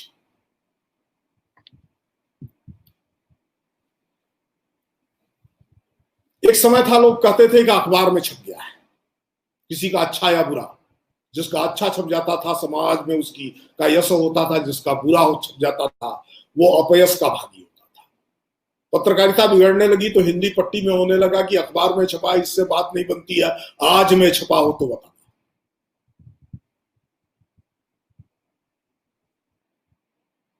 आज अखबार आज नहीं, आज का समय ऐसा हो गया है कि भाई ये तो अखबार में छपा है ना, सच क्या है ये बताना। ये समाज का यथार्थ है, क्योंकि समाज यह मान बैठा है कि पत्रकार सामाजिक सरोकारों से, समाज के यथार्थ से, समाज के अनुभवों से दूर होता हुआ कुछ खास दृष्टियों के साथ एक दृष्टिकोण निर्मित कर रहा है। भले वो पेड पत्रकारिता न हो, भले वो विचारों की पत्रकारिता, लेकिन विचारों से समाज नहीं चलता है, समाज में विचार बनते हैं। किसी निश्चित विचार के आधार पर, किसी निश्चित आइडियोलॉजी के आधार पर जब सोचने की प्रक्रिया चलती है और उस चश्मे से देखते हैं, तो चाहे जैसा भी ज्ञानी मनुष्य हो, सावन के अंधे की तरह सर्वत्र हरियाली देखता है। उससे पत्रकारिता को मुक्त होना पड़ेगा। पत्रकारिता ने अपने जो कुछ नियम बनाए थे, जिसका पालन करने की जिम्मेदारी खुद स्वीकार की थी, आज उनको फिर से स्मारित करने की, याद करने की और व्यवहार में लाने की आवश्यकता तो आई है।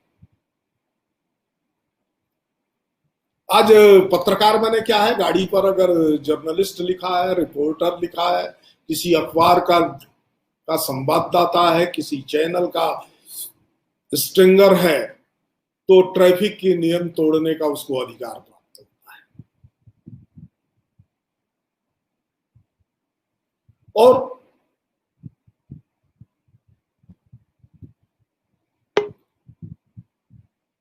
ऐसी छोटी छोटी चीजें समाज उसको भी देख रहा होता है, और समाज जब उसको देख रहा होता है तो समाज एक छवि बनाता है। उस छवि के आधार पर सामाजिक सरोकार के सत्य प्रश्न भी समाज में विश्वास नहीं बना पाते हैं। मैं ये नहीं कह रहा हूं कि आज जो पत्रकारिता है, जो संचार माध्यम है, वो सत्य को एकदम इग्नोर करके चल रहे हैं, लेकिन सत्य को सत्य के रूप में सर्वत्र स्वीकृति प्राप्त हो, संचार माध्यमों के माध्यम से जो सत्य प्रकाशित हो रहा है, प्रसारित हो रहा है, उसके प्रति आस्था निर्मित हो और विश्वास निर्मित। उस आस्था और विश्वास की निर्मित के लिए पत्रकार का जीवन ही उदाहरण होता है। इस प्रकार का जीवन, पत्रकारिता आज सिर्फ मिशन नहीं है, वो प्रोफेशन भी है। सही बात है, होना भी चाहिए। यह अपेक्षा तो नहीं करनी चाहिए कि पत्रकार मुफलिसी में जी करके ही केवल काम करता रहेगा। मनुष्य होने के नाते जीवन की समस्त सुविधाएं उसको भी प्राप्त होनी चाहिए, उसके श्रम के अनुरूप उसको प्रतिफल भी प्राप्त होना चाहिए। लेकिन इसके अतिरिक्त वो चौथा खंभा है। ये चौथा खंभा क्या है? अब इसको संविधान की भाषा में हम समझने की कोशिश करते हैं तो कार्यपालिका, विधायिका और न्यायपालिका के अतिरिक्त यह पत्रकारिता एक चौथे खंभे के रूप में दिखाई देती है। लेकिन मैं एक दर्शन के विद्यार्थी के रूप में जब देखने की कोशिश करता हूं तो तीन खंभे लंबाई, चौड़ाई और मोटाई के हैं संसार के, जो इंद्रिया अनुभव का संसार बनाते हैं, जिसको छुआ जा सकता है, जिसको चखा जा सकता है, जिसको काटा जा सकता है, जिसको विश्लेषण किया जा सकता है, जिसको धक्का मार करके गिराया जा सकता है, ऐसा बाहर का जो संसार है। लेकिन चौथा खंभा, चौथा आयाम, फोर्थ डायमेंशन, फोर्थ पिलर के रूप में पत्रकारिता, जनसंचार एक ऐसा आयाम निर्मित करता है जो चेतना का, जो बोध का है, जो दृष्टि की निर्मित का है। और यह चेतना का संसार न तो मरता है न तो मिटता है, न तो इसको काटा जा सकता है न इसको पकड़ा जा सकता है। यह तो जब एक बार आकार ग्रहण कर लेता है, उत्पन्न हो जाता है, तो उत्पत्ति के बाद ये नाशवान नहीं होता है। इस प्रकार के अविनाशी सत्ता के भाग होने के नाते पत्रकार की नागरिक भूमिका भी बहुत महत्वपूर्ण है, वैयक्तिक भूमिका भी बहुत महत्वपूर्ण है। उस नागरिक भूमिका और वैयक्तिक भूमिका का विचार करते हुए जब समाज में जरूरतमंद के लिए जरूरी सूचनाएं मीडिया ट्रायल से बाहर निकाल करके समीक्षा बुद्धि के साथ लोकमानस के निर्माण में भूमिका का अनुभव करते हुए पत्रकार सामने आता है तो एक श्रेष्ठ समाज बनता है, और वह पत्रकार समाज में अनुकरणीय भूमिका में आता है।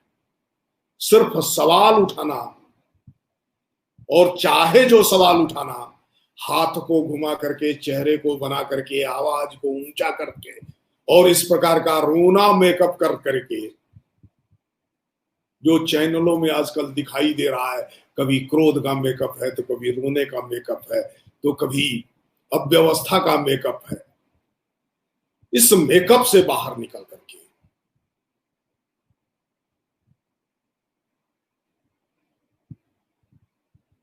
To made up the society, not to makeup the face, यह कोई स्थिति बन सकती है क्या? अन्यथा हम सब अनुभव कर रहे हैं कि जो मेन स्ट्रीम पत्रकारिता है उसकी अपेक्षा लोग भाग रहे हैं न्यू मीडिया की ओर। न्यू मीडिया रचना नहीं खड़ी कर सकता। न्यू मीडिया मानस की निर्मित तो कर सकता है, लेकिन वो मानस लोकेच्छा को अभिव्यक्त करने वाला होगा, यह आवश्यक नहीं। पब्लिक विल का कॉन्सेप्ट लोकतंत्र में सर्वाधिक महत्वपूर्ण का, उस जनमत का, उस लोकेच्छा का की निर्मिति ही वास्तविक सामाजिक सरोकार है पत्रकारिता का। और इसके लिए विधायिका, कार्यपालिका और न्यायपालिका इन सब के साथ एक निश्चित अंतराल को रखते हुए, या कहूं कि एक 3D अप्रोच रखते हुए, डिस्टेंस, डायरेक्शन एंड ट्रेसिंग, अंतराल, दिशा और सम्यक, इन तीनों ही अवधारणाओं का विचार करते हुए जो पत्रकारिता सामने आएगी वह समाज का, समाज के अंतिम व्यक्ति का सर्वोत्तम शुभ और सुख दोनों की चिंता करने वाली पत्रकारिता होगी। उसके सामने प्रश्न चिन्ह आया है। तकनीक सक्षमता बढ़ी है, संचार माध्यमों की पहुंच बढ़ी है,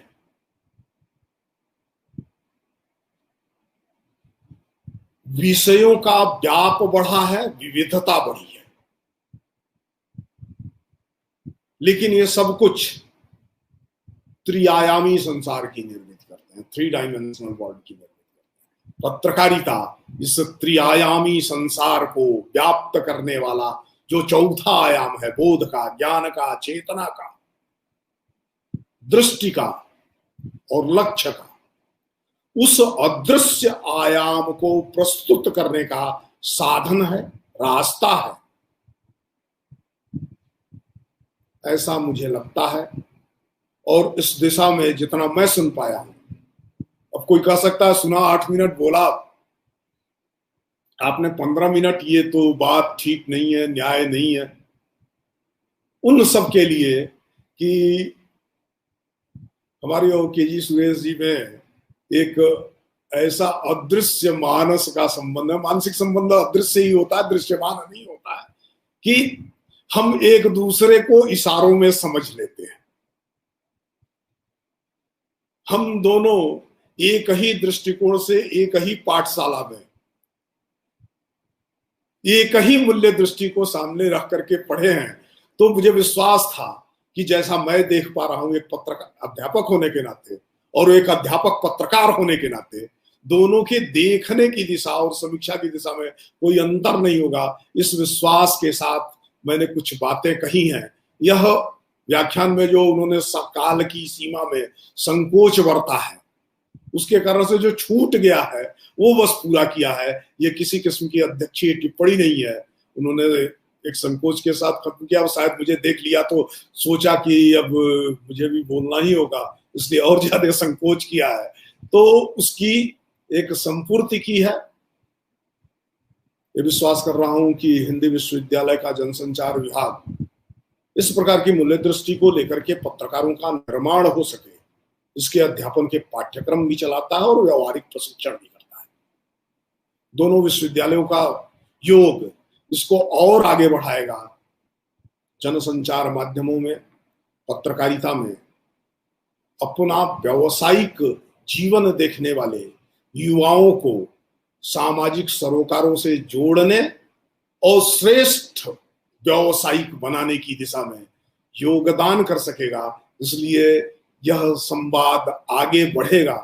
इस विश्वास के साथ मैं अब अनिल जी से अनुरोध करता हूं कि दायित्व की पूर्ति के उपक्रम में वह विश्वविद्यालय की ओर से आभार ज्ञापन करें। उसके पूर्व अग्रज के प्रति वैयक्तिक रूप से मैं अपनी कृतज्ञता ज्ञापित करता हूं। आचार्य द्वय, कुलपति द्वय के अद्भुत उद्बोधन को हम लोगों ने सुना इस संक्षिप्त कालखंड में। सच में दोनों उद्बोधन हम सबके लिए प्रेरणादायक रहे और सच में एक सुंदर विषय, क्योंकि विषय सुंदर है और उसके जो एक आयाम कुरूप, उसको भी बहुत सुंदर ढंग से प्रस्तुत किया गया यहाँ पर। मुझे लगता है कि मैं कृतज्ञ हूँ दोनों आचार्यों के प्रति, कुलपति द्वय के प्रति।